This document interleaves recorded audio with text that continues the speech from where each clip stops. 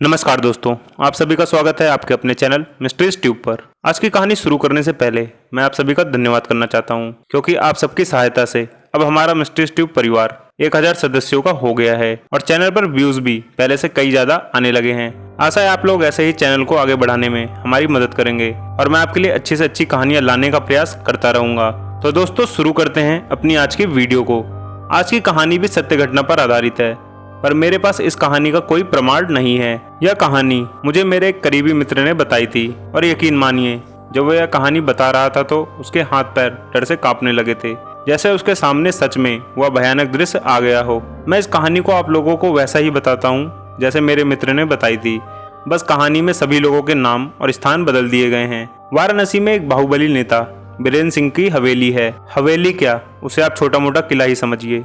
यह हवेली कम से कम 200-300 साल पुरानी है। वीरेंद्र सिंह के परिवार का इस पूरे इलाके पर कई पीढ़ियों से दबदबा है। आज भी पूरे इलाके में वीरेंद्र सिंह के खिलाफ बोलने की किसी की हिम्मत नहीं होती। एक बार की बात है, वीरेंद्र सिंह के छोटे भाई राजेंद्र की शादी हुई। शादी के अगले दिन वीरेंद्र का 2 साल का बच्चा गुम हो गया। बच्चे को पूरे घर में खोजा गया, पर वह कहीं नहीं मिला। इतनी हिम्मत किसी में नहीं थी कि वो वीरेंद्र सिंह के बच्चे को चुरा सके। तो आखिर बच्चा गया कहाँ? घर के नौकरों ने बताया कि आज सुबह से घर में पानी भी नहीं आ रहा है। तब बीरेंद्र सिंह के नौकरों ने छत पर रखी पानी की टंकी में देखा तो उनके होश उड़ गए। टंकी की पाइप में उन्हें बच्चे का पैर दिखाई दे रहा था। फिर उन्होंने उस पाइप में से किसी तरह बच्चे के मृत शरीर को निकाला। देखने पर ऐसा लग रहा था जैसे किसी ने जबरदस्ती बच्चे को उस पाइप में ठूस दिया हो। इतनी विशाल टंकी में एक नौजवान आदमी भी बिना सीढ़ियों के ना चढ़ सके, तो बच्चे का चढ़ना तो नामुमकिन था। ये साफ तौर पर हत्या थी, पर कौन ऐसा कर सकता है इसका पता किसी को नहीं था। बाद में सभी घर वालों से पूछताछ की गई कि किसी ने कुछ देखा हो तो बताए। बीरेंद्र सिंह के छोटे भाई की पत्नी, जिसकी कल ही शादी हुई थी, उसने बताया कि रात को वह करीब 2 बजे उठी थी और उसने एक आदमी को छत की तरफ जाते देखा था। उसकी लंबाई कम से कम 7 फुट के करीब रही होगी। वह उसका चेहरा नहीं देख पाई थी।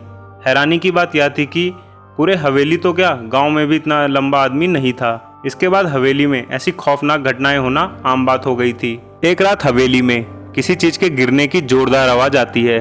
सभी लोग अपने अपने कमरों से निकलकर देखते हैं। हवेली के आंगन में एक पेड़ की विशालकाय टहनी आकर गिर गई थी।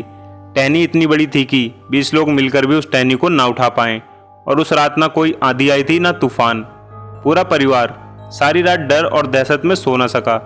सारी रात किसी के हंसने की आवाज पूरी हवेली में फैल जाती थी। ऐसा लगता था कि वो हंसकर बता रहा हो कि उसे यह सब करके कितना आनंद मिल रहा है। घर में रहने वालों के साथ ऐसे हादसे बढ़ते जा रहे थे।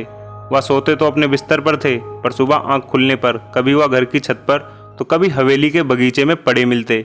उनके शरीरों पर नाखूनों के गहरे निशान बने मिलते। इसी बीच बीरेंद्र सिंह ने तांत्रिकों और बहुत से पंडितों को भी बुलाया। तांत्रिकों ने बताया कि उनके परिवार पर किसी बुरी प्रेत आत्मा का साया है और वह बीरेंद्र सिंह से किसी भी हाल में बदला लेकर रहेगी। बीरेंद्र सिंह ने जब पूछा कि आखिर मैंने उस आत्मा का क्या बिगाड़ा है और मेरे साथ तो ऐसा क्यों करना चाहती है, तो तांत्रिकों ने बताया कि आज से 2 साल पहले तुमने ही इसे मारकर प्रेत योनि में पहुंचा दिया था और अब यह किसी हाल में भी तुम्हारा नाश करना चाहती है। दोस्तों, आज से 2 साल पहले बीरेंद्र सिंह अपने गाँव के पास ही एक मंदिर का निर्माण करवा रहा था। मंदिर के निर्माण के लिए उसे कुछ अधिक जमीन की जरूरत थी, तो उसने मंदिर की जमीन के आसपास के घरों को खाली करके उसे जमीन देने को कहा। सभी लोग वीरेंद्र सिंह के डर से तुरंत जमीन देने को मान गए, पर एक आदमी ने उसे जमीन देने से मना कर दिया, क्योंकि वीरेंद्र सिंह उनके जमीनों के बदले बहुत मामूली रकम दे रहा था। जब वह व्यक्ति नहीं माना तो वीरेंद्र सिंह ने उसके परिवार के बच्चे से लेकर बूढ़े तक सभी सदस्यों को मरवाकर उसी जमीन में गड़वा दिया। 2 साल से वो मंदिर का निर्माण करवाना चाहता था, पर जब भी वह मंदिर की छत बनवाता वह अपने आप टूट जाती थी और आज तक वह मंदिर की छत नहीं बनवा सका था। और अब उसी आदमी की प्रेत आत्मा बीरेंद्र सिंह से अपना बदला लेना चाहती थी। तांत्रिकों ने बीरेंद्र सिंह की मदद की।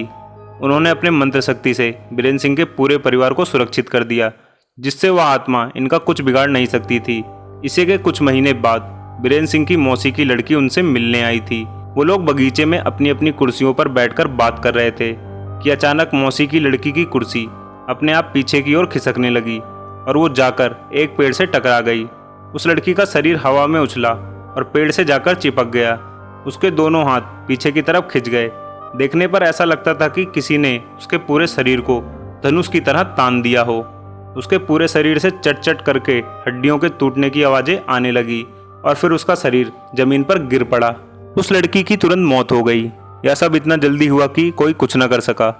तांत्रिकों ने सिर्फ बीरेन सिंह के परिवार को सुरक्षित किया था, लेकिन बाहरी किसी भी इंसान को वह प्रेतात्मा मार सकती थी और मौका मिलने पर उसने किया भी वही। दोस्तों, मेरा मित्र जिसके बारे में मैंने आप लोगों को कहानी की शुरुआत में बताया था, वह बीरेन सिंह का भांजा है। एक बार वह भी रात में उस हवेली में रुका था। रात में 2 बजे करीब उसकी आंख खुली तो उसने देखा उसके बिस्तर से कुछ दूर पर ही एक 7-8 फुट का आदमी खड़ा है। उसने पहले ही उस हवेली की काफी कहानियां सुनी थी। उसे समझते देर न लगी कि वो कौन है। वह भगवान का नाम लेता हुआ अपनी पूरी ताकत से उस हवेली से अपनी कार की तरफ भागा और कार सीधा अपने घर पर ही आकर रोकी। उसकी किस्मत अच्छी थी कि वो वहां से सही सलामत घर पर आ गया था। दोस्तों, उसने बताया कि वह फिर कभी अपने मामा के घर नहीं गया। तो दोस्तों, आज की कहानी यहीं खत्म होती है। अगर आपको वीडियो अच्छी लगी हो तो कृपया वीडियो को लाइक और शेयर जरूर करें। मैं मिलता हूं आपसे एक और रोमांचक वीडियो के साथ। तब तक के लिए आप सभी को मेरा नमस्कार।